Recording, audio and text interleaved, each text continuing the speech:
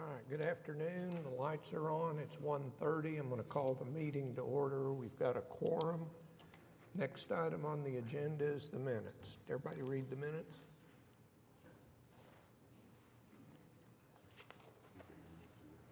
Motion to approve the April 8th, the meetings from the last minute. The minutes from the last meeting, whatever that was. That's May 2nd. All right, motion and a second. Cast your votes.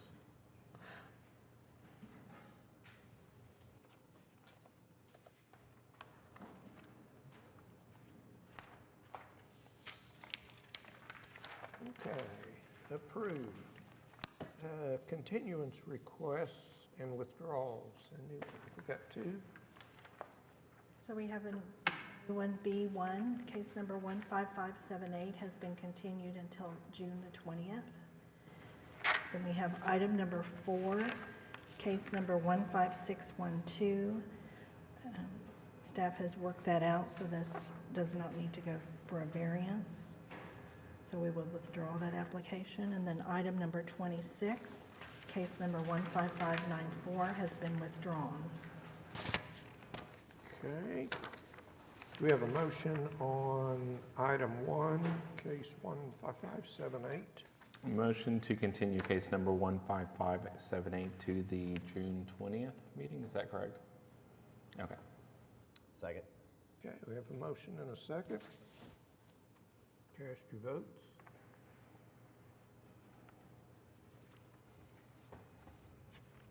All right, that item's continued. Do we have any other requests for a continuance or a withdrawal? Okay, I think we're ready. Oh, no consent docket, so Cindy, we call the next one. Item number 2, case number 15595, a request of Williams-Box Forshian Boulevard on behalf of Landmark Storage LLC for a variance to side yard setback, PUD 1540, located at 301 Pergola Street. Good afternoon, David Box, 522 Colcord Drive, on behalf of the applicant. This is a request for a 2.2-foot variance. When the foundation walls were being set, it was set at an angle. That angle was continued, which unfortunately left them closer to the side yard than required by the PUD. So we're asking for the variant to remedy that. Happy to answer any questions. Questions or comments from the board?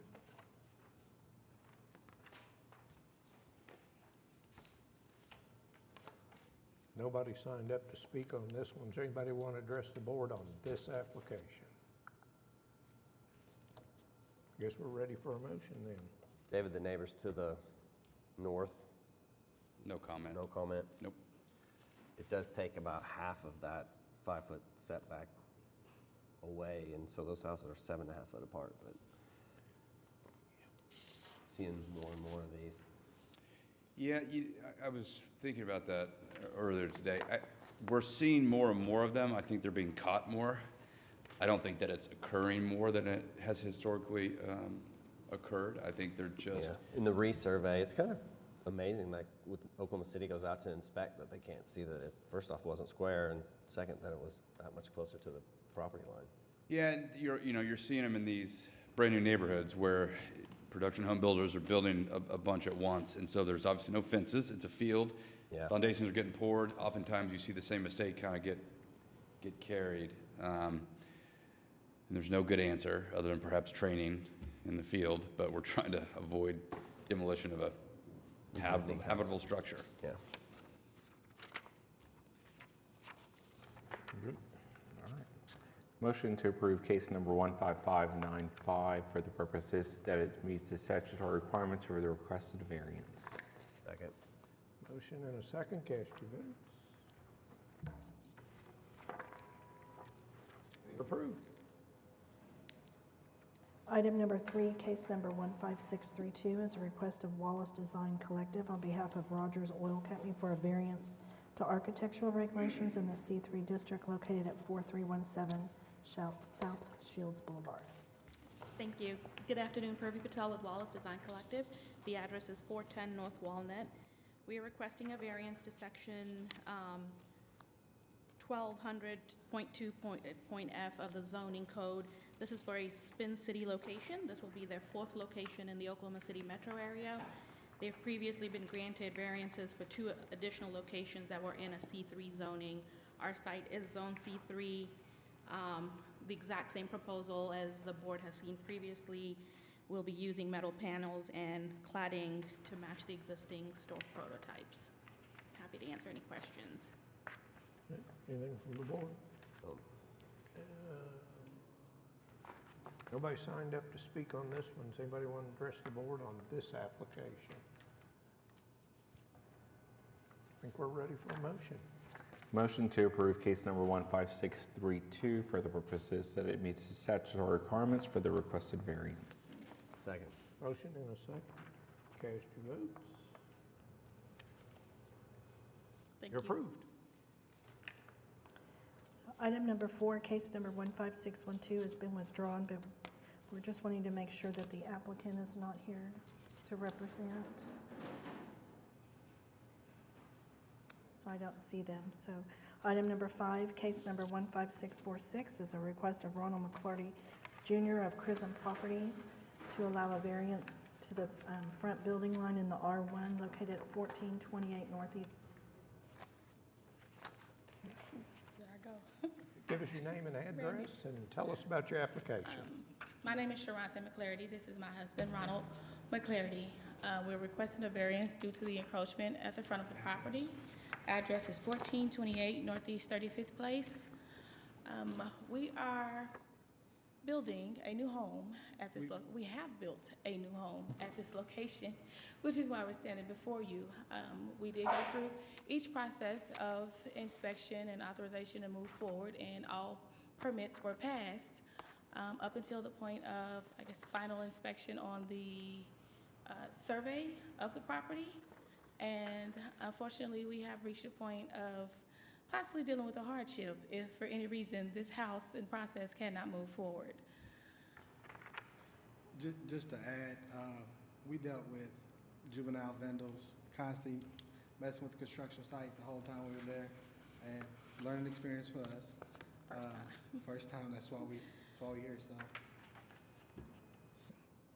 I drove by the property. It actually aligns with the house at the end of the block anyways, and it's a very small neighborhood. It's, what, 4 houses, I think, 5 maybe. Yes. Yeah, 3. So, but it looks fine from the curb. Thank you. Thank you. Nobody signed up to speak. Is there anybody who wants to address the board on this application? Guess we're ready for a motion. Motion to approve case number 15646 for the purposes that it meets the statutory requirements for the requested variance. Second. Okay, motion and a second. Cast your votes.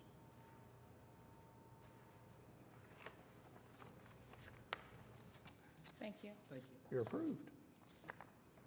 Item number 6, case number 15611 is an application, special exception of Agency Investments LLC to allow home sharing at 4401 North Lynn Avenue. William Perez with Milk and Honey at 3705 Memorial Road, Suite 1302. We're just looking for a 1 year.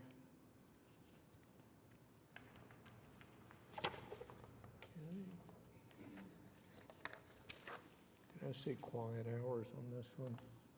Yes. 9 to 9. Okay. Oh, there it is, I'm sorry.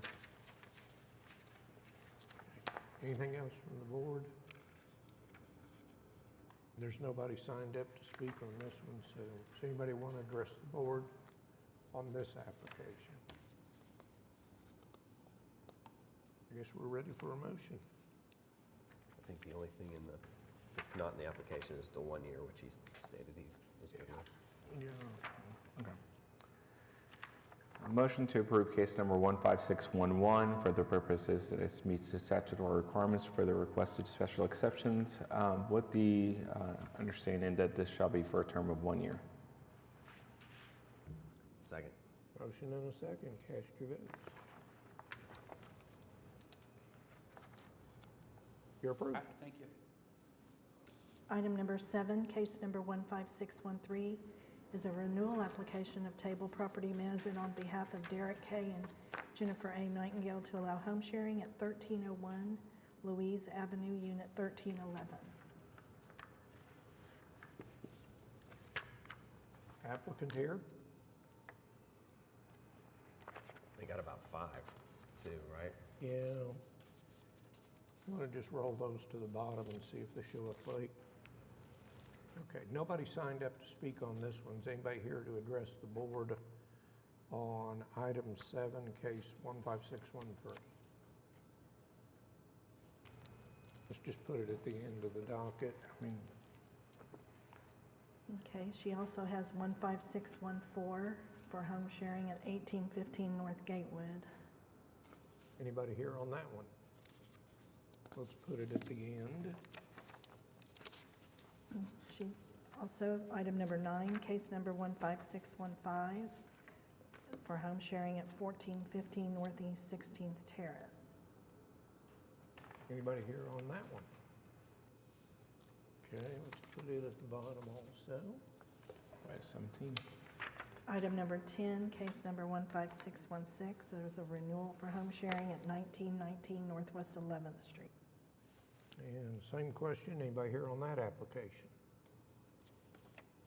Okay, let's put it at the end of the docket.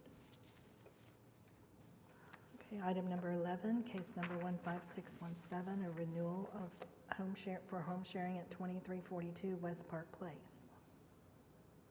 Anybody here on that one? Let's put it at the end again. Item number 12, case number 15618, a renewal application for home sharing at 3328 Green Mean Court. Anybody here on that one? Okay, let's just put it at the end. Item number 13, case number 15619, is a home share application at 2536 Northwest 16th Street. And again, is anybody here on that matter? Let's put it at the end. Item number 14, case number 15620, home sharing at 3813 Northwest 50th Street. Anybody want that one? Let's put it at the end of the docket then. Item number 15, case number 15621, to allow home sharing at 3716 Northwest 29th Street. Anybody here on that one? Let's just put it at the end of the docket. Item number 16, case number 15622, for home sharing 3120 West Park Place. Anybody want to speak on that one? Let's just put it at the end. Okay, and the last one for table property management is item number 17, case number 15627, located at 305 and a half Northwest 25th Street. And again, does anybody want to speak on that one? Let's just put it at the end. Okay, item number 18, case number 15624, is an application for special exception of Jeremy Howe on behalf of Brandon Kamachi to allow home sharing at 1400 Northwest 88th Street. So Jeremy Howe, we got 2 properties here. Neither one of them listed yet. We just got the houses finished. And so I'm applying for the home sharing license for this first house. I think it's a 4-bedroom, 2.5 bath. Yeah, that's it. You've got in your application, quiet hours start at 10. Are you okay with 10 to 8 a.m.? Oh, that's fine, yeah. We'll do 10. Anything from the board on this one? I'd like to put a maximum number of cars on this. 4 vehicles. Okay, yeah. And it's got behind it, you can't see it, but it has a covered area. It's got a lot of parking there, but 4 is fine. Okay. It has a circle drive in the front, and it's got 4 in the back. And then a 1-year exception. Yep. Okay. Anything else from the board? No one signed up on this application. Does anybody want to address the board on this application? Okay, guess we're ready for a motion. Is this 2 bathrooms or 1? It's got 2.5 bathrooms. 2.5, okay. It's been renovated. I'm not sure what the, Nothing else? Good, all right. Motion to approve case number 15624 for the purposes that it meets the statutory requirements for the requested special exceptions with the following modifications. This shall be for a term of 1 year. Quiet hours shall be from 10 p.m. to 8 a.m. and a maximum number of cars to be 4. Second. A motion and a second, cast your votes.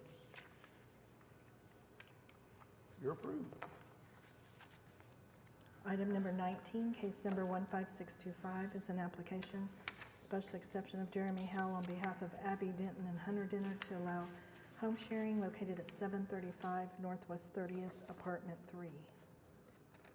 this is a 12-plex complex. I've got multiple one-bedrooms there. This is just a two-bedroom.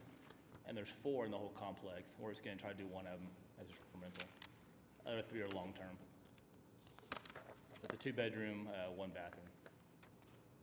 We're just gonna do 4 people. On the parking though, you may do 1 or 2 cars. What's you guys' recommendation? I would say 2. That's what's gonna put on the listing, so. And then quiet hours from 10 p.m. to 8 a.m. Yeah, we'll get the rest tomorrow. And this looks familiar. I don't know. There might be another short-term rental in one of The the other side, the building in the bottom picture, and it faces us, close one to us, we have 4 of them in there. Okay. I'll be here next month to get all those renewed. To They're up renew for those? renewal, yeah. Okay. And then this is the first time, so 1-year exception. On the 2-bedroom, yeah. Okay, On the nobody- other 4, are you renting those exclusively for Airbnbs at this point? Or are you having, On the one bedrooms?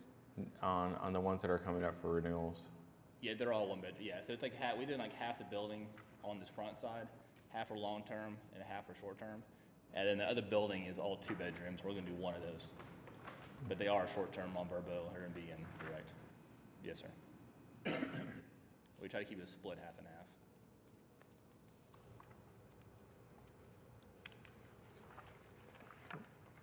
Is there anything else from the board? That's it. I don't have anybody signed up to speak on this one. Does anybody want to address the board on this application? Okay, I guess we're ready for a motion. Motion to approve case number 15625 for the purposes that it meets the statutory requirements for the special exceptions with the following modifications. This shall be for a term of 1 year. Quiet hours from 10 p.m. to 8 a.m. and a maximum number of cars shall be 2. Second. You got a motion and a second, cast your votes. Thank you. You're approved. Item number 20, case number 15628 is a renewal application. Oklahoma LLC to allow home sharing located at 3104 North Military Avenue. Good evening. My name is Ali Dinfan. My address is 2308 Southwest 96th Street, Oklahoma City, 73159.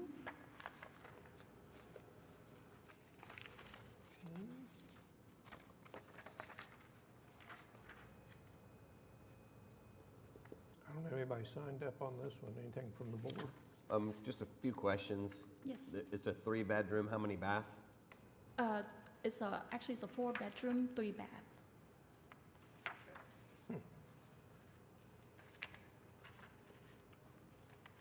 You said it's 4 bedrooms? 3-bathroom and 4-bedroom, 3-bathroom. Okay.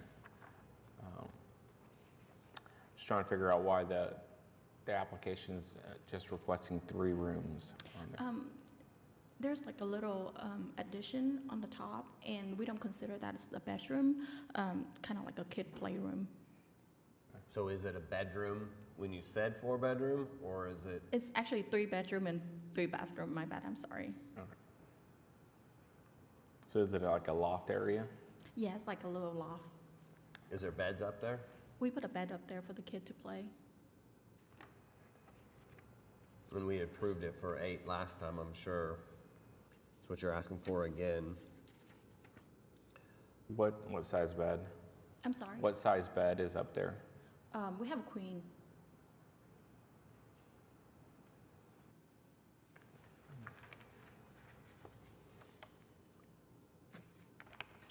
Would you be willing to reduce the number of guests to 7? We would prefer 8, just because we have enough room for them. Last year, when I signed up for this, we did request for 12, and it was reduced to 8. Well, what I like to see personally is 2 per bedroom, and then you have that other bed, so that's why I said I'm willing to go to 7. We also have like futons, because one of the bedroom is like a master king. So we do have futon in 2 of the room. And then we also have an office where I did put a futon in there as well.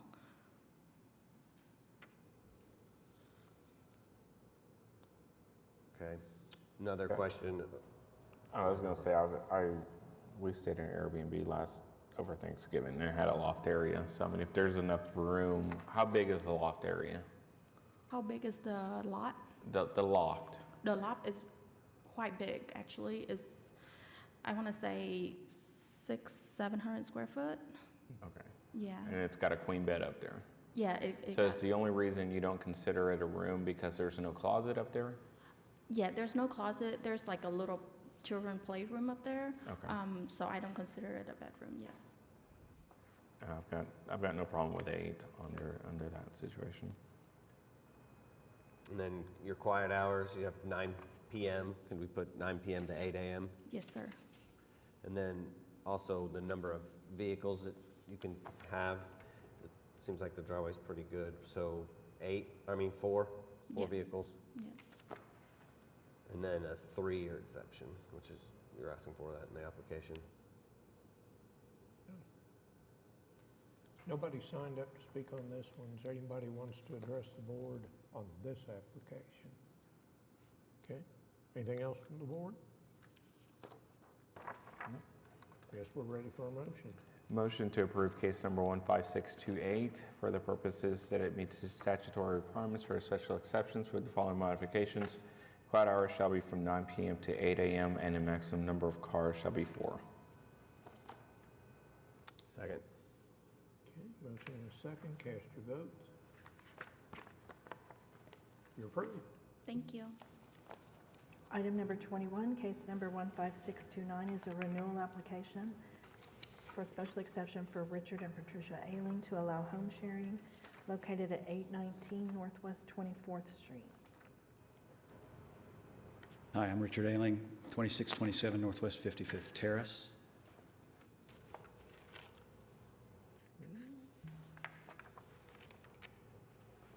Any questions or comments from the board? And Just, for me, I'd like to know the maximum number of vehicles you can park there. 2.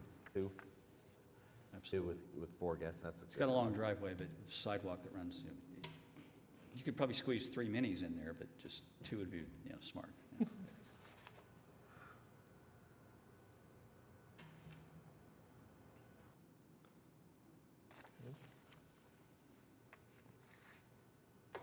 And you're asking for 2-year exception, and I'll just tell you that a lot of times on these renewals, we give 3. Oh, okay. I'll take 3 if you're offering. Have you had any issues? Have you had any issues at all? No, it's a small house, a quiet neighborhood. We've got great neighbors that keep us informed. So, yeah, it's no events, no parties, anything like that, yeah. I will say that your quiet hours stay from 10 p.m. to 6 a.m. As you probably see, we like to at least at minimum have 10 to 8. 10 to 8? Yeah. No problem. Can do. Okay. Anything else from the board? Does anybody want to speak on this one? Nobody signed up. Guess we're ready for a motion. Motion to approve case number 15629 for the purposes that it meets the statutory requirements for the special exception with the following modifications. Maximum number of vehicles shall be 2. Quiet hours shall be from 10 p.m. to 8 a.m. and for a term of 3 years. Second. Okay, we got a motion and a second. Cast your vote. Okay, you're approved. Thank you very much. Item number 22, case number 15631, is an application for special exception of James Ulrich and Tricia Ulrich Revocable Trust to allow home sharing located at 316 Northwest 27th Street. Good afternoon. My name is James Ulrich. Don't know your protocol, but I'm willing to answer your questions.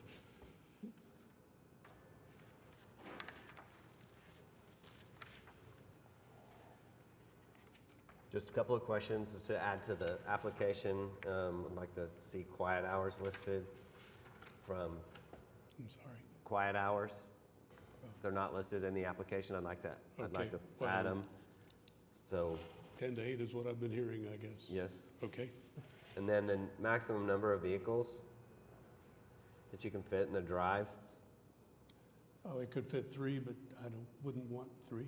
I'd So say 2. two in front of the sidewalk, yeah. So, and then this is the first time this has come up, and so a 1-year exception. Okay.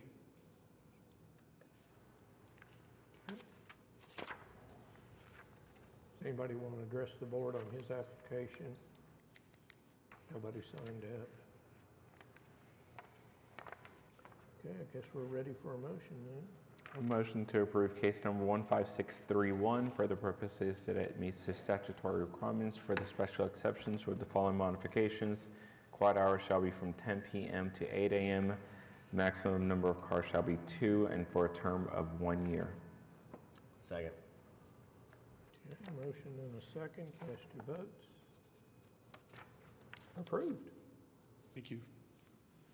Item number 23, case number 15635, is an application for special exception of Adrian Van Manen to allow home sharing located at 1912 North Pennsylvania Avenue.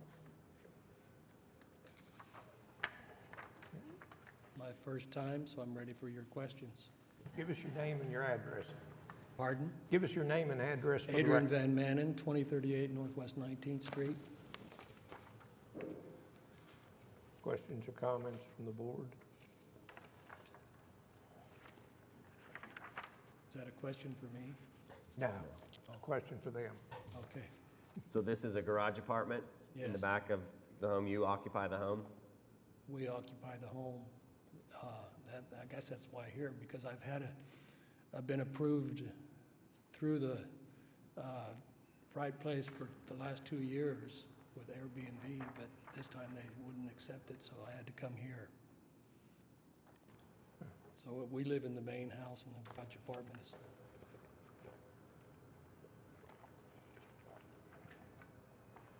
Okay. But it's addressed separately, the yes, garage apartment? that's the That's reason what- why I'm here, I guess. Yep. Because there's a couple other Airbnbs in our neighborhood that have the same thing, but they have the same address for both places. We've lived there for 42 years, and it's always been a different address, so we are not the ones that did that. Okay. You have a maximum of 2 guests in the application, and you have quiet hours from 10 p.m. to 8 a.m. What's the maximum number of vehicles that you would like to see? 1? We usually have one. If they need to park, they can park out on 19th Street. The number of rooms that are being offered, it says 3. How many bedrooms are being offered? Is it just 1 bedroom? Bedroom, and then we've got a couple of couches that people have slept on in the past. No. So we're willing to do whatever you want. I think we'll just list it as 1 bedroom, Yes, especially since you're just asking for 2 people. correct. Sometimes they want to bring a baby or something along like that, or a child, and we let them sleep in the living room. It's a 1,000 square foot apartment. I guess my question for staff is how hard would it be to change the address to be the same? It'd be fine with me. So he doesn't have to keep going back. Well, the zoning of the property is R1 single family, so ADU. I'd be excited to change it to the same address. I'm just curious to know. I mean, is this his best course? course of relief, or is it changing the address to the building, to the?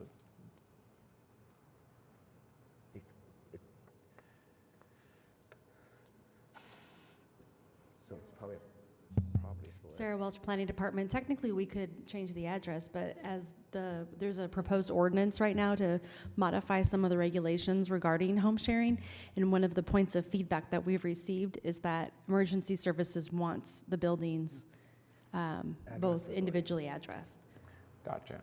So the other homes will have to conform to what we're currently going through here. He'll have to be like me.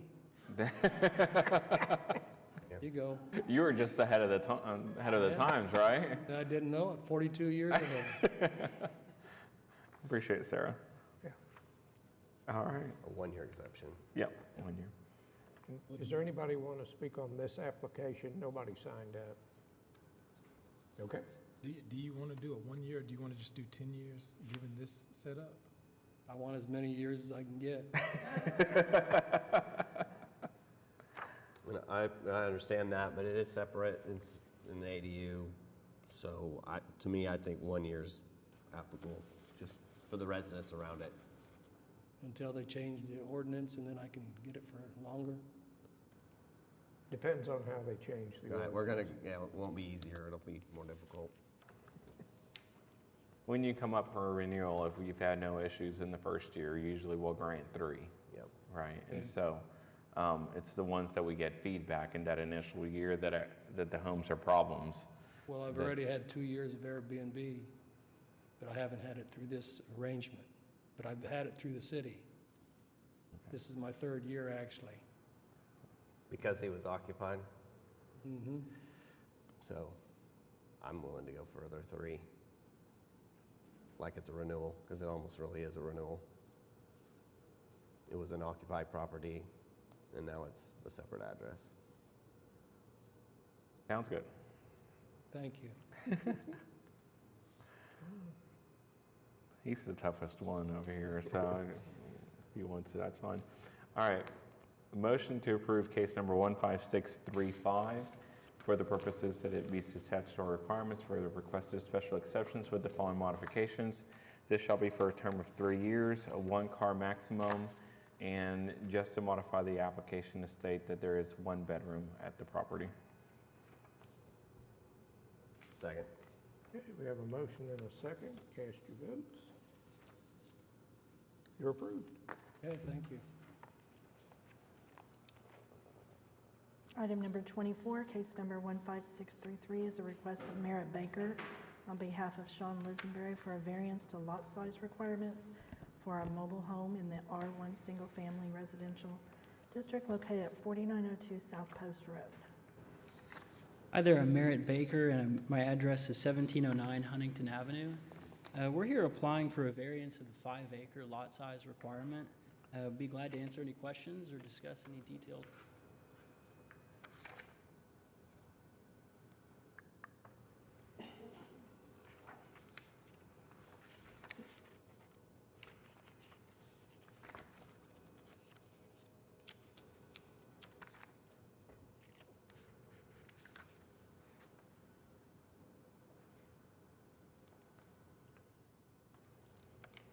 Did you read the protest? Did you get copies of those? Yes, sir. Have you spoken to any of those folks? No, haven't heard from them.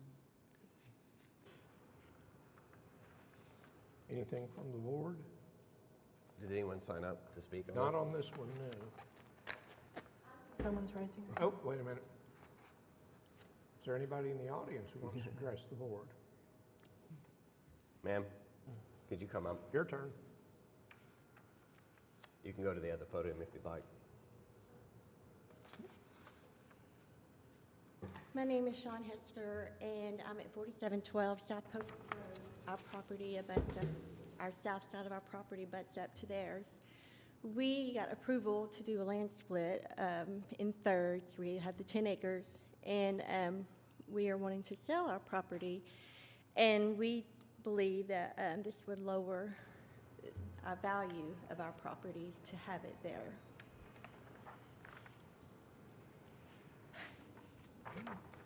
There's no other trailers in a 1 mile block. there either. And there's homes there that are, around over $600,000. So we just worry about our property value. Okay, any questions from the board? I don't have a question for her. You want to respond?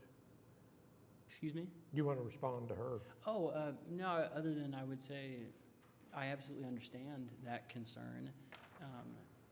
However, I would also say that any damage to property values is just, it's speculative at this stage, whereas the damage that would be suffered to my client is devastating. We're talking about he and his family being faced with bankruptcy, loss of their home, and none of this is their fault. They were led to believe that all the permits were taken care of by the company who sold it to them. So the damage to my client it's devastating. So I just ask the board to, balance what we know will be harmful versus speculation about the property values. So the piece of property in question is 4 acres, Would you like to speak? or the total? I am Sean Listenberry. I'm the owner of 4902 and 4900 South Post Road. If I may address her real quick, ma'am. If I would have known anything about the lot size by the dealer that was acting as my general contractor, I would have talked to everybody. I apologize for that. I am out there to help clean up. I'm out there to help my mother. I'm out there to help raise her granddaughter, my 5 kids. I'm not looking to lower your property value. My next step was to actually come talk to you more and talk to all the surrounding neighbors. But I think, and thank you for apologizing, but I really think it's something you should have probably done beforehand. And when we did our lot split, we looked into the ordinance and everything that was needing to, do what was needed to split our property up to sell. And this is just something we need to do because my husband's very sick, and we just need to do what we can, to get our property sold at the best value that we can. Thank you.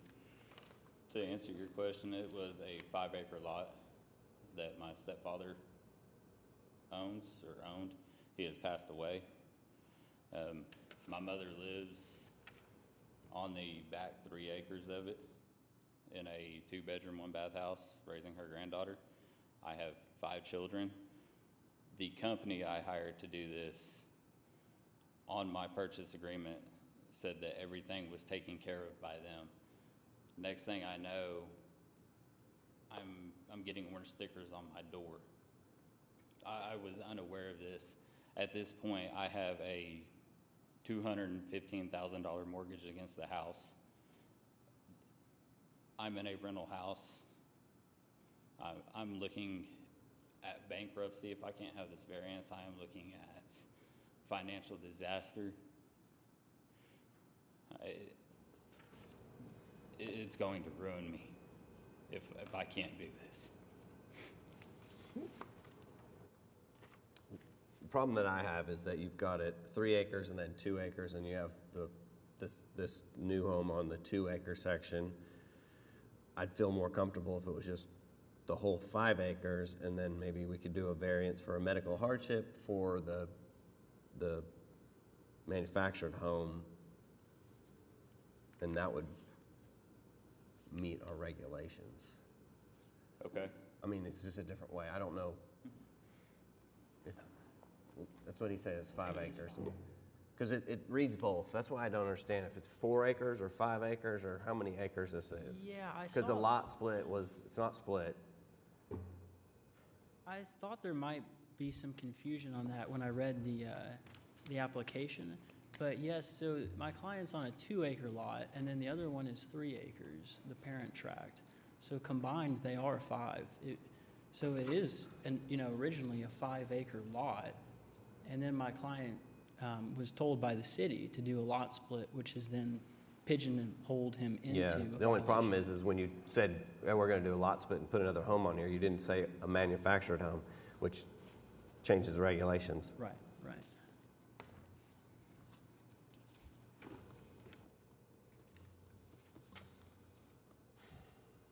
Is the other home on that property a mobile home, or is it a It's a single-family single dwelling. family? It's single family. It was built from the ground up after tornado came through.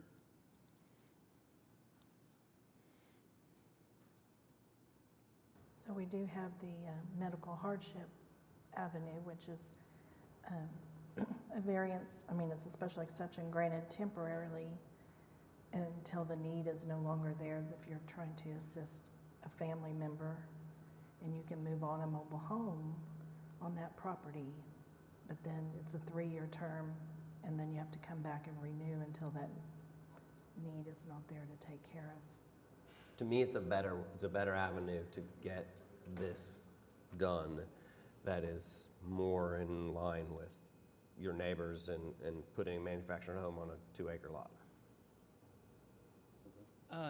So then, after the expiration of the medical hardship, once it's no longer needed, what would be my client's next step? I mean, would they have to move off of the property, or? Well, so if it's 5 acres, that home could be on that lot, but only one dwelling, right? Yes, then I think we'd have to do special Yeah. exception medical hardship, and that's limited to 3 years. 3 years. So every 3 years, they'd have to come back. And then that house, you couldn't have 2 residents on there. So eventually, the new manufactured home would be the residents on that property. Understood. If I could be even granted a medical hardship, to be able to not face financial disaster right now, once the hardship is done, I can do a 5-acre lot and get rid of the house in the back. I know that doesn't make you feel that great. It's just, it's an avenue to make this work. Well, we can't see the 2 houses behind the trees that's back there. We can just only see the manufactured home because the tree They lines cut and it everything. out. So Yeah, I saw those that. 2 back there, we can't see. Right. So, defer it, talk to staff. Well, that'd clean it up. Because even if we gave him a variance today, I'd want to think of it as a medical hardship. I'd want his variance to end in 3 years. That just makes you come back again, makes you come back again. And I don't want you to have to go to the extent of putting that all back together and not having a lot split, but I think that's just the best avenue. Well, they'd have to submit the medical evidence and. Yeah. And the manufactured home has not been permanently affixed to the property? It has. It is on concrete runners and tied down. Again, I was led to believe everything was taken care of by the dealer I bought it from, and That's why I said it looks like a home. It's just not. And so there's a little bit of, in Oklahoma City's ordinance about manufactured home, a trailer home. And so right now, that's what I'm saying. I think this is the best way to do it is to have a 5-acre lot and have a medical hardship. Yeah, we could continue it and give you a chance to amend. January. No. Or a continuance to amend which part of the application? Pretty much all of it. Yeah, you'd have to come back and for a medical hardship. Sarah, is that a possible way to do this?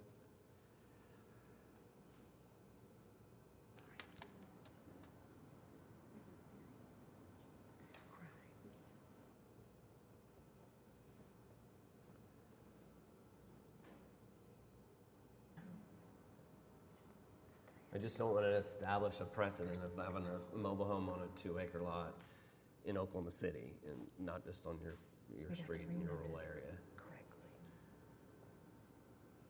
And we also don't want to hand you a good lawsuit against the seller, because that's a different problem. Where is the tree line in this picture? The tree line? Yeah. Basically, it's all treed. They carved out this area for the manufactured home. So this is like all trees. You can still see it from the road, but there's trees behind it too. I mean, is it in a decent location, or does it? Okay. Yeah, and like I said, you can't even tell these are back there because it's all in trees.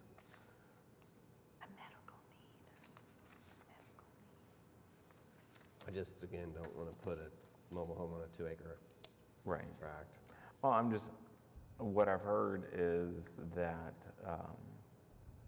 whoever you contracted out led you to believe that things, all permits and everything have been gotten. I mean, if you've got that in a contract, sounds like a breach of contract claim against the contractor, potentially, if you're out of any money. And that's kind of where I'll let council advise you as to what possible recourse there may be there. So, Sarah? Okay, so process-wise, a special exception for a medical hardship, first of all, requires the documentation that you qualify for the medical hardship. It's a separate type of application. It's not a variance, a special exception. So we'd have to convert your application. It's a brand new one. We'd have to renotice with a new case number, likely. And if you qualify for the medical hardship, I think we'd have to undo what we've already done with your deed approval and have to put you back to the 5 acres, so it's all in one parcel.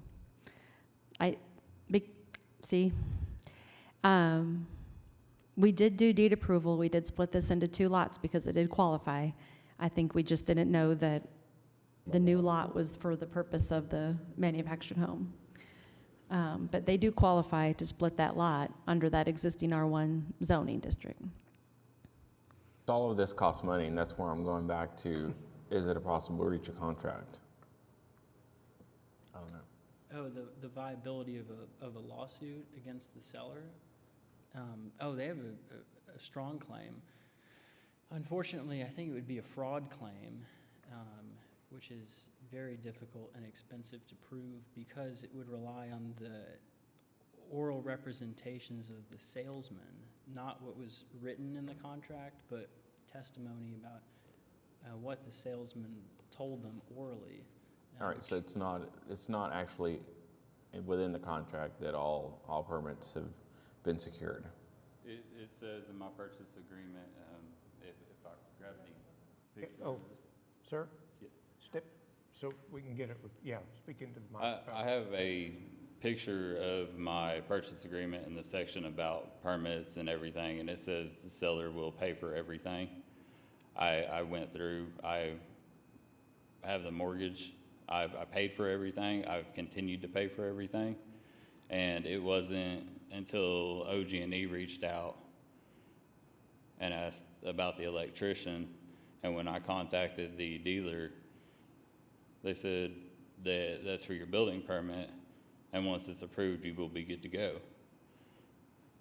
When I talked to OG&E again, and then when I called the city to find out, and which is what started all of this, there were no permits for anything pulled. The dealer did not do any of that. And now I have 2 acres. I have a home on it. I'm making a mortgage payment now. I've made it for coming up on 3 months working through this. I'm also paying rent and trying to raise 5 kids and help my mother raise her granddaughter. Who made the application for the lot split? I was told Somebody to. raised their hand back here. You made the application? So the transaction took place prior to the lot split? The transaction, the seller sold? Yep, come on up and give us your name and address and. I think she's the original property owner, and that's why she filed for the lot split. Hello, I'm Sandra Cook. I live at 4900 South Post Road. After my husband passed away in August of last year, I realized I was not able physically to take care of the property, 5 acres by myself with a 7-year-old. I needed help. I asked my son, help me. He's coming down from Edmond to help me mow. I mean, I've had back surgeries and I'm still on SSDI.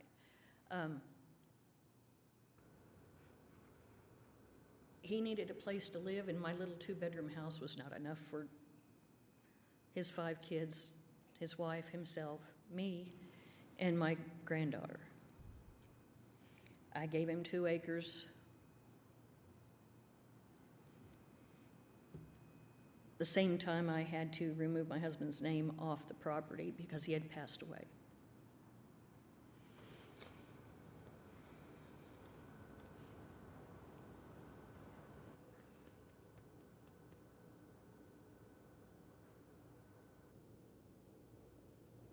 I guess where I'm struggling is I'm trying to find the critical point where it would have come up that this house was not permitted. If you did the lot split, you guys had already purchased the unit from the manufacturer.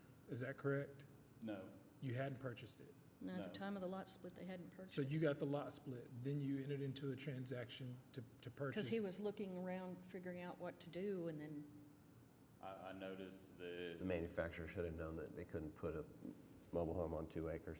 Or would have found out at the time of permitting. Mm-hmm. I had talked to the people around there, the neighbor across Yeah, the it's a street came case. over, they had a mobile home out there to help with their parents. And the neighbor to the south, I talked to her, and she said there were mobile homes all around there. There is a mobile home park right around the corner on 44th and Post. I went to a dealer, talked to them about that, told them I have 2 acres I would like to use for collateral in lieu of down payment. Nothing, no hitches, nothing from them. Everything's pushed forward. I have a mortgage that I was approved for. On the day of closing, before I go to close signing paperwork, they are moving the house onto the property. They came out prior to that and poured the concrete. They steamrolled it. And then I'm hit with the orange stickers from the city, and I didn't understand why until I called the city and talked to OG&E more. And if I would have known any of this in the beginning, I wouldn't have done it. I wouldn't have got myself into this situation. So there's currently not a permit still at this present time? There's not been any permit issued? No, I'm here to request a variance so I can get my building permit, so I can make things correct. And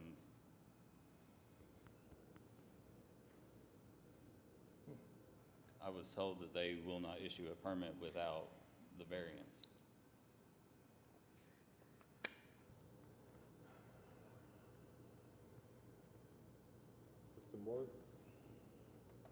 Was the mortgage, I guess, was it given by the manufacturing home company? No, it was done through 21st Mortgage. The dealer that I went to that had the actual house is off of Shields by 240. But they've been made whole. That presumably all of what you owed them, the collateral of you putting down the 2 acres has been cleared by your new financing? Yes. All of this was cleared, everything, we were excited, everything was He's been paying going mortgage, great. so we closed. And I've hit a wall, and I'm in ruins now.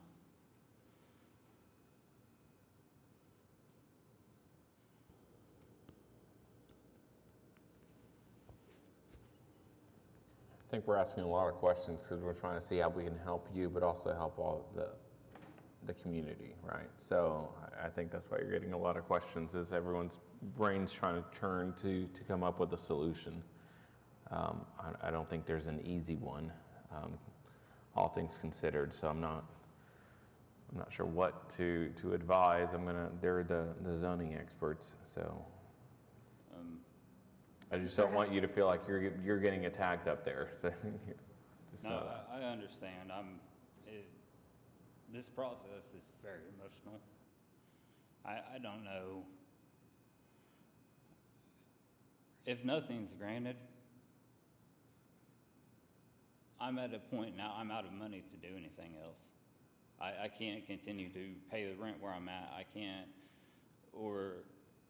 make the house payment and continue to keep the property up. And I either file bankruptcy, I let it go to foreclosure in a house I've never lived in. I let 2 of my 5 acres go. I wasn't here to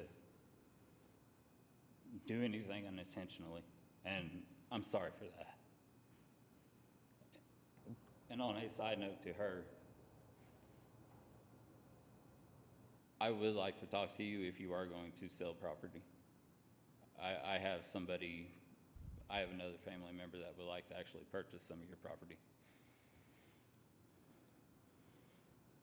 What if we continued this, let them talk to staff and the attorney? How hard is it to undo a lot split approval?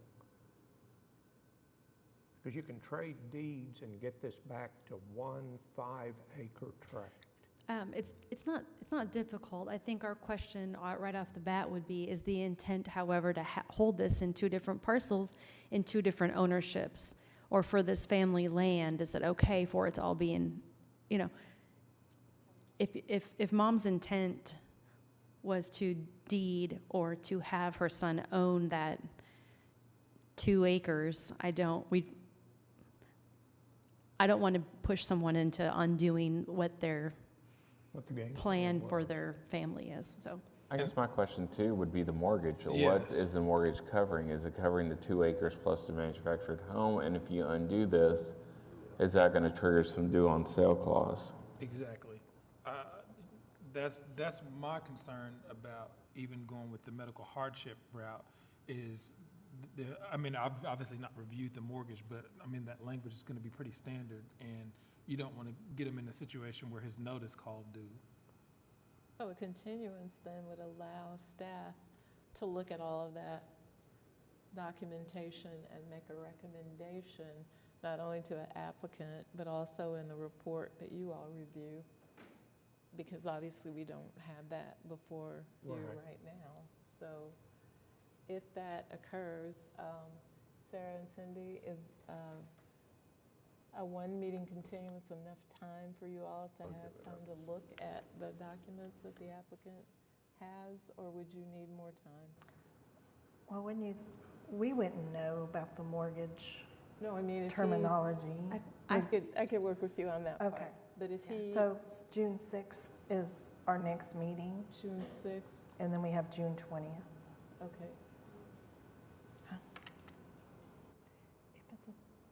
If it's a medical hardship, then we would have to renotice, and that would be for June 20th. June 20th, okay. And then, Can everybody live with a continuance to June 20 and sort it out then? Can I have 1 minute? I have to check, see if I can do it financially.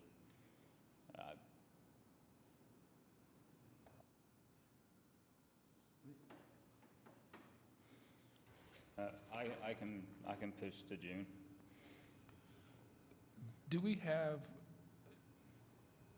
can you give some guidance on the latitude that we have on a variance? Not on anything else, like on an actual variance. Do we have the ability to add any time constraints to that? What I'm getting at is it possible to grant a variance that would solve this issue, but to have enough foresight into the future? Presumably one day this home is going to be paid off. yes, but you still, go ahead. Were you talking? Oh, somebody was talking, I thought.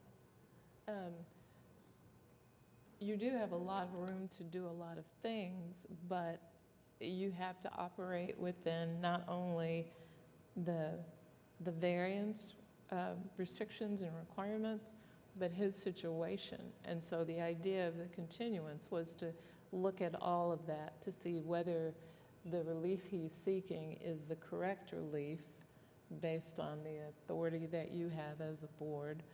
You can't alter his mortgage, of course. And so if that's not even an option for him, if because of the language in the mortgage, that's not feasible, then the relief that you grant would have to be different.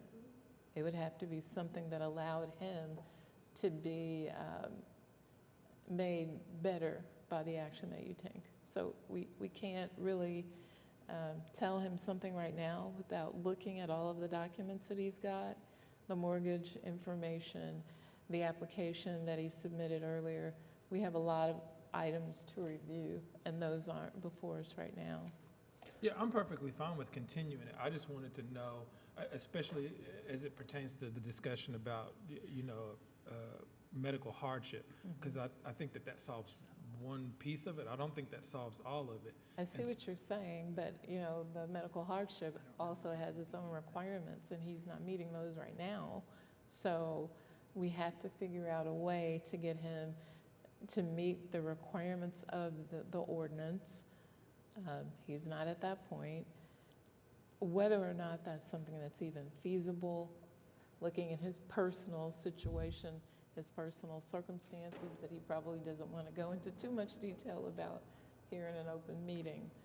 But if we have time to work with him work with staff, get information together to see what he's eligible to do. And we can do that, bring back options for you all to consider, for him to consider. Right now, we can't. The bottom line is today we don't have enough information to tell you anything definitive. And even if we granted a variance that term limited, doesn't solve a problem, it just moves it further. Right. Yeah. Right. And so we need to know which thing works best, both for him and for the interests of the city. Today, we don't know that, so. The part that I'm still struggling with is the fact that he was led to believe, right? And I know that this is outside the purview of this jurisdiction and this board, but I would really be looking at what communications you may have to seek recourse against this contractor that led you to believe that everything was okay, especially if that mortgage company is somehow associated with that contractor. I don't know. So The company's not associated with them at all. okay. Okay. They were a manufactured home lender, and I filled in an application out at the dealer, and they ran it through several lenders. And this was, the lender I chose was the one with the lowest interest rate. And that's just how I ended up with 21st Mortgage.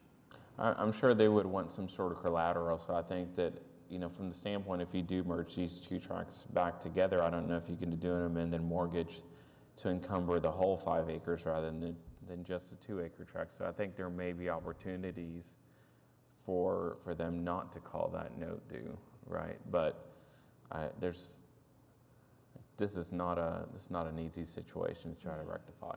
So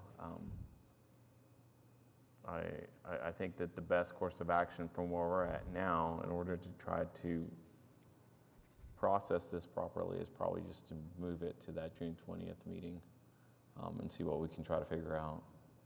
And I would like, out of the options that we consider, at least if staff could give us something that tells us what it would look like to grant a variance with a specific time limit, even if that time limit was far enough down the road that it was past the estimated payoff. I mean, it's still a problem, but we've effectively reduced or mitigated the problem to him if the home is paid off, and then at that point, he then has to find somewhere else to move it. We could certainly look at all of that. I will work with Sarah and Cindy to We get could that. look at that. We were just also thinking whether you would entertain a variance. So their issue is, one of the issues in our zoning code is you're only allowed one dwelling unit per parcel, correct? Right? So that's why we split the lot. If they were to put the lot back together to be 5 acres, which would be large enough then for the specific requirement for the manufactured home, would you entertain a variance that would allow 2 dwelling units on one parcel? we haven't not thought about this. We've tried to find solutions. And what we keep coming back to is that if that is a solution, it doesn't change the current location of the home. And so any variance that's granted results in the home staying where it is. And that's what they're here today to do. So that's where we landed on just the simplest variance, which would be the reduction in lot size for the manufactured home. It's not zoned AA. It doesn't have a 5-acre requirement for any other type of housing. But does all these solutions, obviously we're trying to see what solutions we can find as far as the young lady that has protested, does this address their concerns as to having a mobile home on the property affecting the, I guess, the cohesiveness of the neighborhood? Well, when my husband and I spoke about it, we were unaware. We were very shocked when we drove up our driveway and saw the home there.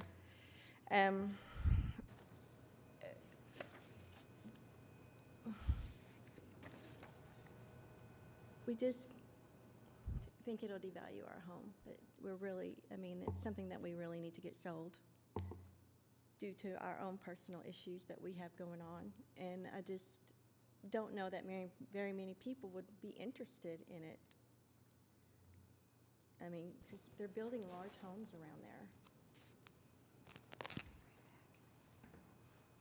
3 acres?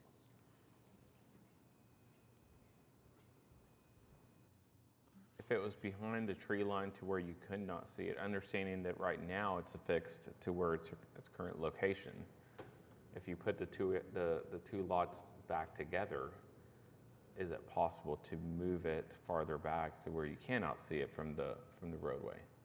Or is that not a possibility? There's no other viable place without cutting more trees down. Or moving the move well. it, or moving the existing well that was already there for the house that was taken out by the tornado. And you can really only see the new property, the new home. Can't really see the other homes from the road. These back My here. house, you can see From the road, yes. from coming north or south on Post Road. Her residence is in the very back of the property, surrounded by trees. Yeah, the perception really is that it's on a one dwelling on 5 acres from the road. It's just that we're allowing a mobile home on 2 acres is where my problem is. Mrs. Hester, what would you be interested in selling the property, the whole 10 acres for fair market value? For fair market value, no, we're going to have it appraised. And like I said, my husband's really ill, so we're trying to do this to set me up to be taken care of. And so we're going to get it appraised, and we think it's probably worth more than what the fair value market is. Off the top of your head, can you, a guesstimate? My a guess. husband would kill me if I did that. This is a joint. To do this negotiation or whatever, then you should probably ask for a continuance. I'm just going to say, if it's 3 acres that you would like to sell, I would love to talk to my father-in-law about purchasing it. In addition, I would love to plant trees along that property line and help out in any way I can with value. I'm not out there to depreciate value on anything. That was not my intentions at all. And as shocked as you were to see that house out there, I was just as shocked when I had to call my boss and tell him, I'm not coming into work today. That's how sudden it was. It was no time to give me to do anything. It was there. Are you opposed to continuing and exploring other options? Is it your position that you want a decision to be made today, or do you think that there could be some benefit in just continuing it and you guys exploring other ideas? think the only issue with continuing is the financial hardship of kind of being down to the last, I mean, not being able to sustain more time unless you think. Could I be,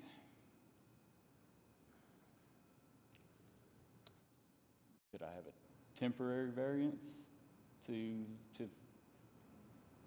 continue I on think I'm figuring- not understanding, you guys are citing a financial hardship of the continuance. So there would be additional financial burden of just continuing. I'm not sure, can you explain where that's coming from? the financial burden to Just- continue? Yes. I have to make another house payment. I'm making a house payment and rent now. I wasn't expecting to. But that, you would still be making that payment if we granted you the variance, correct? The house payment, yes, I would not continue paying rent at my current Then they would residence. stop having to pay the additional see. rent, yeah. I don't have a problem with a short-term variance, but it doesn't solve anything. I mean, you're gonna be back when the variance expires. It would give me time to gather funds to satisfy possibly purchasing 3 acres, and I could separate the tract to the city's liking at that point. I could do, I could put that 2 acres to 5 acres. So I think any short-term relief that could be granted would help give time to keep this family afloat and then come up with a longer-term solution. And I am by no means trying to I'm trying to come up with a solution to help us both. Even a little bit of time for me would help me come up with the funds to even purchase 3 acres or 5 acres. We're splitting it up in thirds, so it's going to, the 10 acres is in thirds. We just need to get it, we just need to send it to our mortgage company. They've already approved it, and so that's the I only. mean, even buying additional property, I could,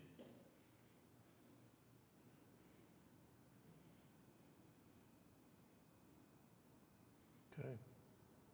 I'm open to suggestions or a motion.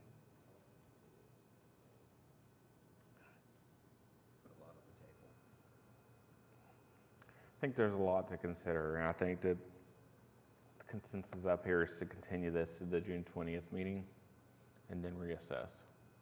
So that's the motion I'll put forth. I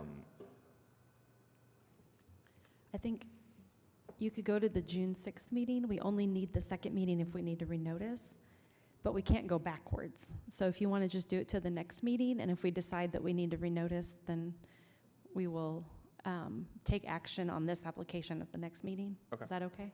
That Okay. works for me. 2 weeks. So that would, June 6th. so just push it back a couple weeks. Would that work for you? I will have to ask for money from family, but I can make my June payment and to continue this. The only other question, if we have to continue this, can you help me with the permit side of it and a form or something I can take to them saying that I'm working on it? Please don't start fining me. Code enforcement will be notified that this item has been continued, and since it's in a review period for the board, they will wait until we have a decision.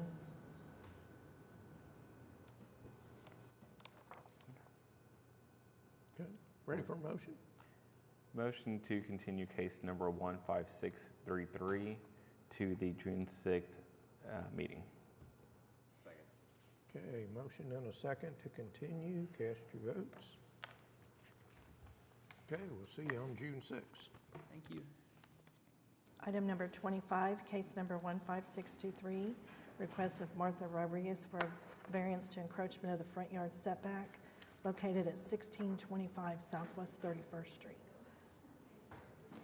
Hello. This is Martha. I'm her agent, and we're just trying to get a variance for the property was built before the code came out.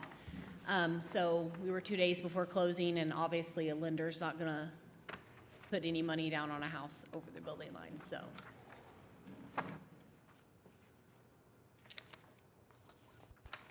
Does staff not review that do they not get some type of grandfather clause in that situation? Yes.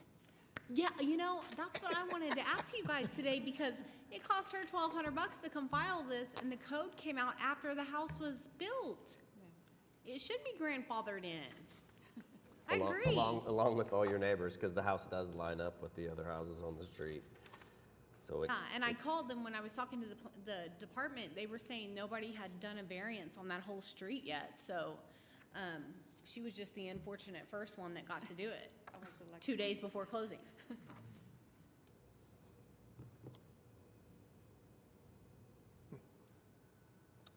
I see no problem with it. Awesome. And nobody other than Martha signed up to speak on this one. Does anybody want to address the board on this application? I'm curious about the grandfather clause. Me too. Well, I know it Talk exists, to. like in that last case that we just had, if you have a parcel that's split less than 5 acres that doesn't technically conform, there's a cutoff date. Isn't it like 1976 or something, or 74? Like if you're before that date, then it's automatically, it's okay because the rule wasn't in effect then. So I would assume something like that would exist for this, but I'm not positive. Something like that, but we need to look into it. Yeah, let's do The that. reason I'm asking is because if there is there, the application would be required, and then I was trying to figure out, can they refund her the $1,200? Well, But- and that would be a claim filed with I- our office. That's, And I don't know whatever it about may that be, part. sorry. Check has been cashed. So, all right. I've got no problem with it. I'm good. All right. Motion to approve case number 15623 for the purposes that it meets the statutory requirements for the requested variance. Second. Okay, we got a motion and a second. Cast your votes. Awesome. You're Thank you, approved. guys. Thank you. Item number 26, case number 15594 was withdrawn. So now we're back to items number 7 through 17. Item number 7 is case number 15613, a renewal application of Table Property Management on behalf of Derek K. and Jennifer Nightingale to allow home sharing at 1301 Louise Avenue, Unit 1311. Ma'am, what case are you looking for? I'm really ignorant to the process, so bear with me. My name is Kay Doobie Potter, and I live at 1845 Northwest 11th Street for 50 years. And I have 11 Airbnbs, but after the city, I'm just confused on how this works, because after the city made the ruling that, you know, that you would have to be licensed, then I paid a license fee for the ones that were grandfathered in. And then when I went to renew the license and pay it again, they said that I had to get an exemption, a special exemption. Okay, let me just stop you. I think we're going to do these next 10 cases, and then for citizens to be heard is okay. when you should probably come up. Yeah. Are you addressing us on a particular case number? No, and that's what I need to find out, how to do that. That's citizens to be heard, and you'll be a little bit later. Okay, how much later? Because I have to go plug my meter. We're going to do them as fast as we can. Okay. Yeah. Should I run out and do it right now? No? Okay.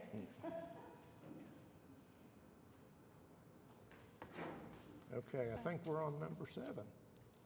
Yes, case number 15613 for home sharing at 1301 Louise Avenue, Unit 1311. My name's Alyssa Dyer, address 1316 South Youngs Boulevard. And then on all of these, we've updated quiet hours after the last meeting, 10 p.m. to 8 a.m. 10 p.m. to 8 a.m.? Yes. Okay. And then I'm gonna ask you about the number of vehicles at each location too. Okay, cool. This one vehicle is allowed, and they park where that vehicle is in the photo. And I guess for expediency purposes, the renewal applications, we're just going to default to the 3 years on the renewal applications. Super. So, Nobody signed up to speak on any of these for table property management. There's 4 one-bedrooms at the property, and then you can't see it in that photo, but there's 4 garages, and we put numbers on all of them, so, no complaints over the last year?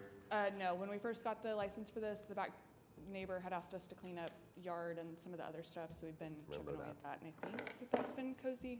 I sent her a letter in the mail with my number and haven't heard from her. Okay, anything else from the board? No. All right. Motion to approve case number 15613 for the purposes that it meets the statutory requirements for the special exception with the following modifications. This shall be for a term of 3 years. Maximum vehicles shall be 1, quiet hours 10 p.m. to 8 a.m. Second. Okay, motion and a second, cast your votes. You're approved.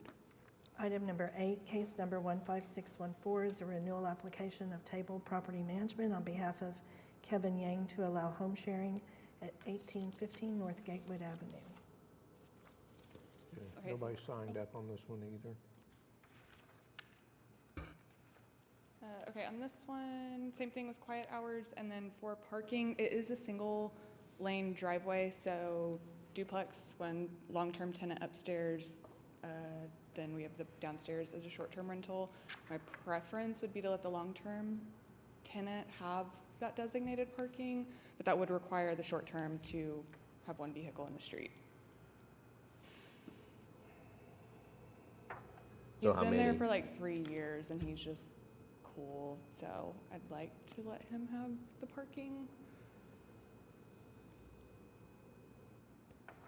So if you let the long-term have the parking, short-term got to be on the street. Yeah, and if I let short-term have the driveway, then long-term guys in the street.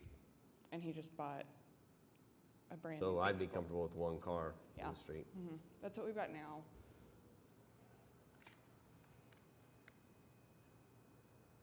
So 1 car maximum. Yep. It's a renewal. Yeah. Anything else? We're good? Nobody signed up on this one either.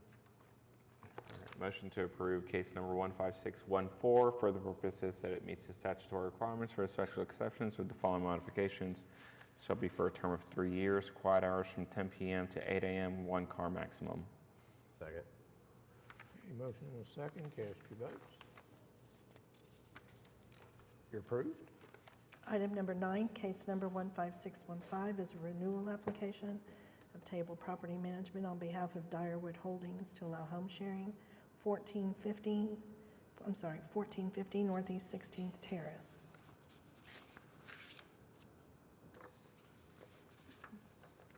And this one, same thing with quiet hours, and then you can see there is a parking pad in the back that allows 2 vehicles. So if we want to stay away from street parking, we got to limit to 2. I mean, I guess they could file or park single file and have more. Are we saying 2 car maximum? I'm cozy with that, yeah.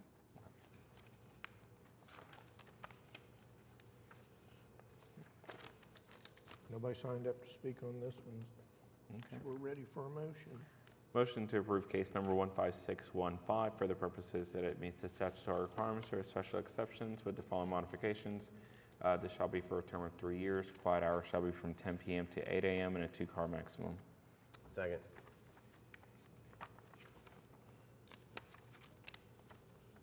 You're approved.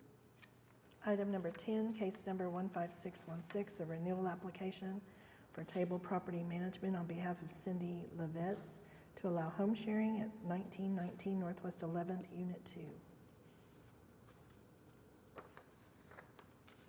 Only changes on this one, quiet hours 8 to 10, and then 1 car maximum for parking behind. There's no street parking allowed out front.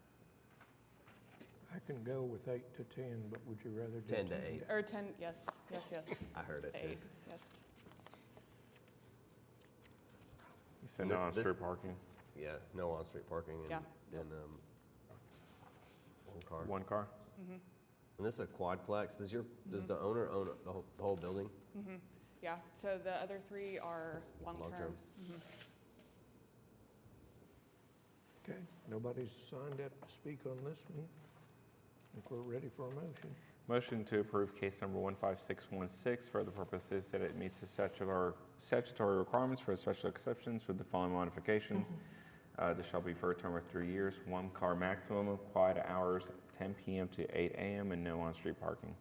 Second. Motion and a second, cast your votes. You're approved. Item number 11, case number 15617 is a renewal application for Table Property Management on behalf of JJRE LLC to allow home sharing at 2342 West Park Place. Okay, on this one, same thing on quiet hours, 10 to 8, and then that's the driveway on the left side of the property, or east side. I think we currently have a 2-car maximum on that one and no street parking. You go with 2 cars? Yeah, well, and this is a 1-bedroom, Mm-hmm. so, I mean, 2 can fit We there. just tell them they have to park single file if they're going to. Okay. No on-street? Yep, correct.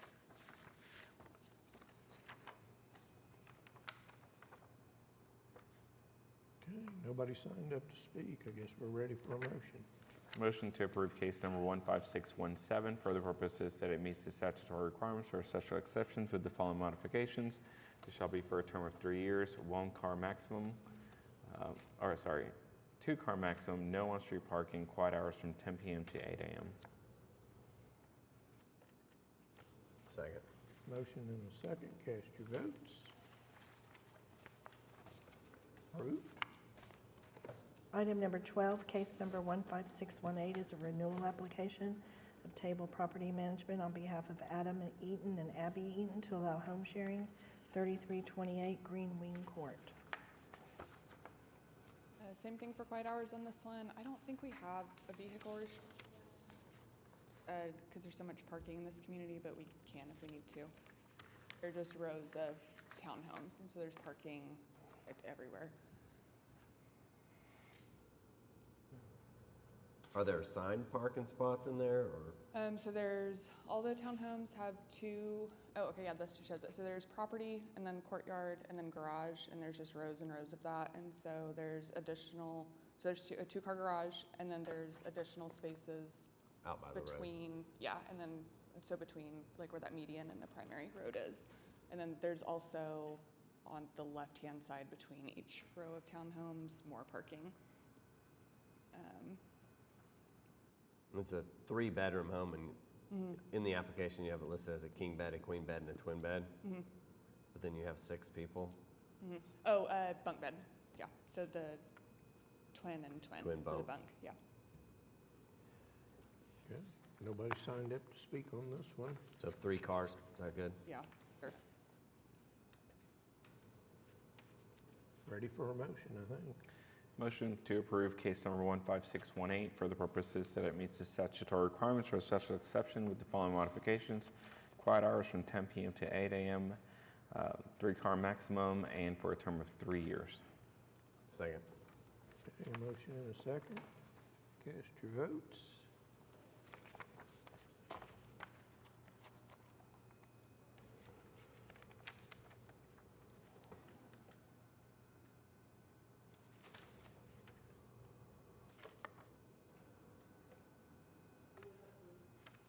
Okay, I'm sorry, I was waiting on the other one to pass.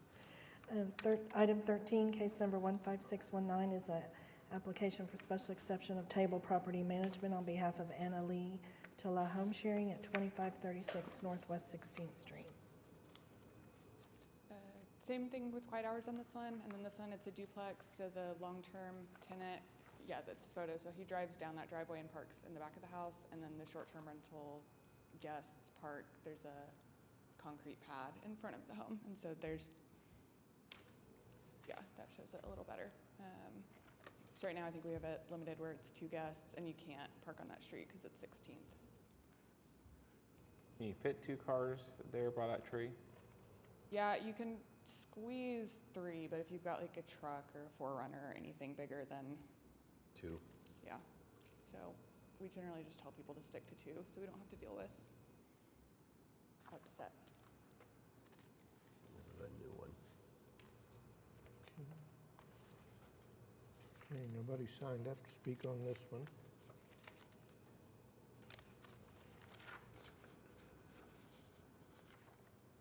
Just so you know, it's a new one, so we'll do the standard 1 year on this one. Motion to approve case number 15619 for the purposes that it meets the statutory requirements for the special exceptions with the following modifications. This shall be for a term of 1 year, 2-car maximum, and quiet hours from 10 p.m. to 8 a.m. Second. Motion and a second. Cast your votes.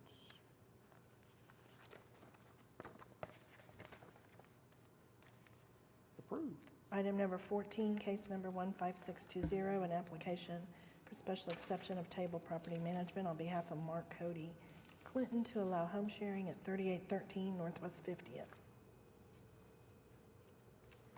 Same thing on quiet hours for this one. 2 cars would be fine. There's no way we could get a 3rd in there, though. And same thing on this one, it's on 50th Street, so street parking would definitely not work. And it's new too.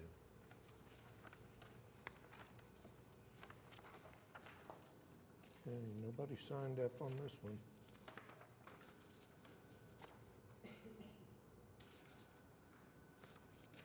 We ready? Yeah, I think All we're- right. Motion to approve case number 15620 for the purposes that it meets the statutory requirements for a special exception with the following modifications. Shall be for a term of 1 year, 2-car maximum, quiet hours from 10 p.m. to 8 a.m., and no on-street parking. That's correct on the on-street parking, right? Correct, yeah. Okay. Second. A motion and a second. Cast your votes. And you're approved. Item number 15, case number 15621, is an application of special exception of table property management to allow home sharing at 3716 Northwest 29th Street. Same thing on quiet hours for this one. This driveway is long, so maybe 3 cars. I don't know that we'd need that many. I think we can get away with 2. It's just a bedroom. Okay.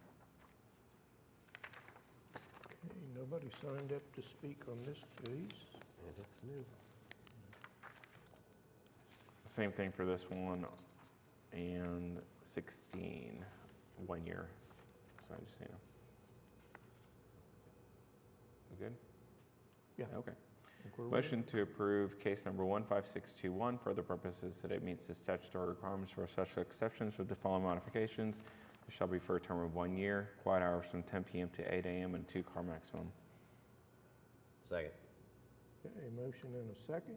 Cast your votes. You're approved.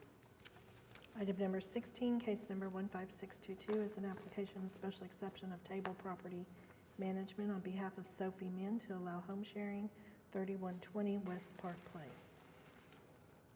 Same thing for quiet hours on this one. Long single-lane driveway. I think we currently have it where 3 vehicles, no street parking, and this is a new one, so probably 1 year.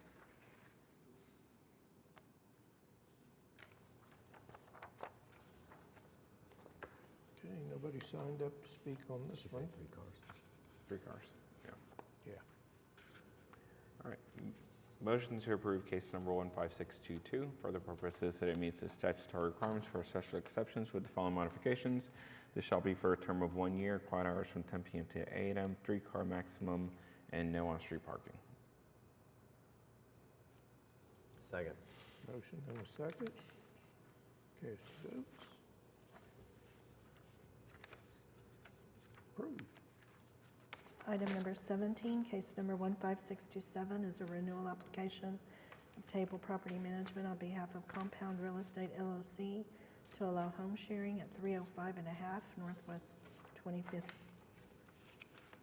Same thing for quiet hours on this one, and then we did the downstairs of this duplex last month whenever I was here, so we went ahead and just changed this one to parking is only in one of the spots in the back, only one vehicle, and then we just made a special note to not park in the small space across the street. There is a small building there, and that owner said that our people are taking up their spots. Okay. Nobody signed up to speak on this one.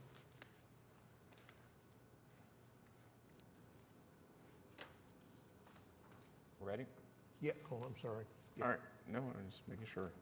Motion to approve case number 15627 for the purposes that it meets the statutory requirements for the special exception with the following modifications. This shall be for a term of 3 years, quiet hours from 10 p.m. to 8 a.m. and a 1-car maximum. Second. Motion and a second. Cast your votes. You're approved. Thank you all very much. And that's the end of our items. All right. No additional items, no board committees. Any board member want to say something? Rita? Citizens to be heard. Okay, now you're up. Citizens to be heard. Well, I learned a lot today anyway. Got a lot of home shares in Oklahoma City. Yeah, I was here when the city council voted to start doing licensing. And then when it started, I had 4 that were grandfathered in already and 11 total. And so then when the licensing came into effect, I paid for the ones that were grandfathered in the $28 or $25, I forgot what it was. And then I went to 2 of them, or I got a notice on one, but I haven't been renting any of them on Airbnb. And one I did want to get a license of that wasn't grandfathered in, so my husband went through all that process, and we paid our $300, and he looked up everybody in all the properties nearby and got all the owners, and then when he turned it in, they said, no, you can't get all those properties online, you have to go someplace else. And he was so frustrated that he said, forget it, don't rent on Airbnb anymore. So my properties are all listed on Airbnb, but I only do long-term now. I don't rent on Airbnb. Like if you went to any of my properties, they would be blocked off on Airbnb, and they're blocked off for the entire year until I figure out what I'm supposed to do and how I'm supposed to do it, because I want to be compliant, but then, like when I went down to renew the licenses on the ones that were grandfathered in, they said, no, you have to call David up in licensing, who I always talk to, and he said, well, those are grandfathered in, so you should be able to pay for those. So they have to change it, and then the next time I went back, they said, no, you can't do it. And then he said, I have to come here and talk to you. So I'm just trying to figure out what to do that makes it all right. Well, I'll be happy to meet with you and go look at the addresses for you and see how it is in the computer. Because Okay. if your licenses are expired, they're not going to renew them without a special exception. I mean, that's what they're looking at, but Okay. we'll have to look at them and then I'll And get they with could you. have expired, because I don't know when they're due, And I'm so busy working out of town all the time, and I didn't get any notice that they were retired until one of my nurses called and said, there's a paper on the house, and that's what it was. It was a code thing. Okay. So that's when I went down to check about it. So I was trying to jump in today because I was going to have I have a surgery due on the 24th and we'd be laid up for 4 weeks. So do I have to get an appointment to come back and give all the addresses? And No, who do I do that I'll meet with to? you after this and I'll get your addresses and we'll go over them.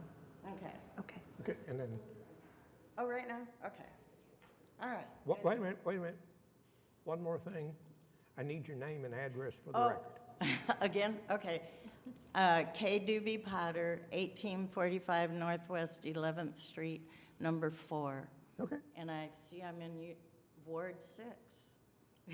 Because I saw a lot of addresses around me. Okay. All right. Thank you. I don't have any other business. I call adjourned. I think we're done.